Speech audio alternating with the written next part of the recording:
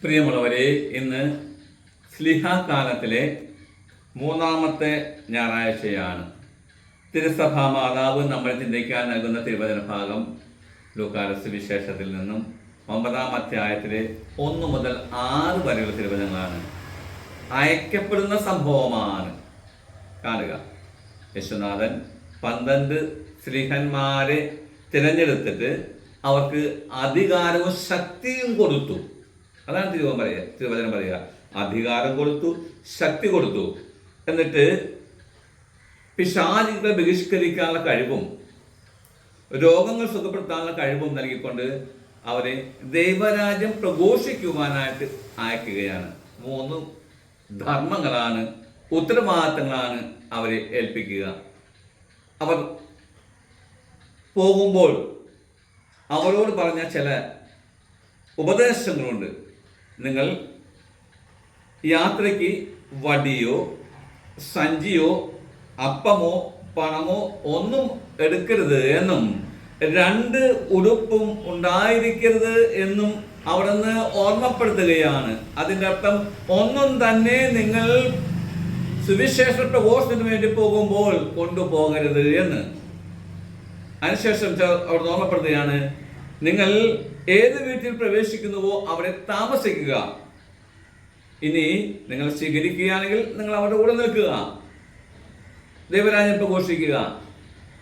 ഇല്ല, അവിടെ നിങ്ങളെ വീട്ടിൽ സ്വീകരിക്കാതിരുന്നാൽ നിങ്ങളുടെ കാലിൽ പറ്റിയിരിക്കുന്ന പൊടി തട്ടിക്കളഞ്ഞിട്ട് അവിടുന്ന് പോരുക എന്ന് ഓർമ്മപ്പെടുത്തുമ്പോൾ എല്ലാം ഉപേക്ഷിച്ചുകൊണ്ട് യേശുവിനെ അനുധാവനം ചെയ്യണമെന്നാണ് ശിഷ്യന്മാരെ ഓർമ്മപ്പെടുത്തുക. ഇന്നത്തെ കാലത്ത് നമുക്കറിയാം, വടിയും സഞ്ചിയും പണവും എല്ലാം സ്വരുക്കൂട്ടുന്ന ഒരു ലോകത്തിലാണ് നാം ജീവിക്കുക. പണത്തിന് മീതെ പരുന്നും പറക്കുകയില്ല എന്ന് ചിന്തിക്കുന്ന ഒരു ലോകത്തിലാണ് നാം സ്വീകരിക്കുക.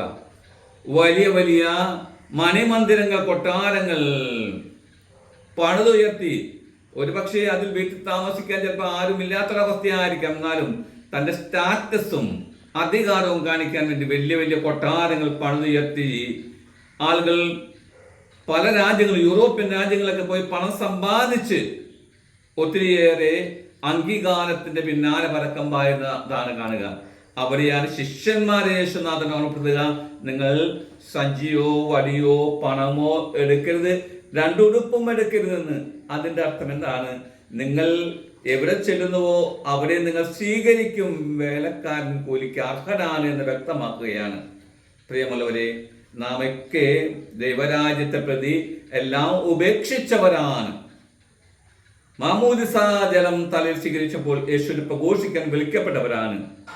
പ്രത്യേകിച്ച് ശിഷ്യന്മാരെ പോലെ വിളിക്കപ്പെട്ടിരിക്കുന്നവർ പിശാചുക്കളെ ബഹിഷ്കരിക്കുക, രോഗങ്ങൾ സുഖപ്പെടുത്തുക, ദൈവരാജ്യം പ്രഘോഷിക്കുക.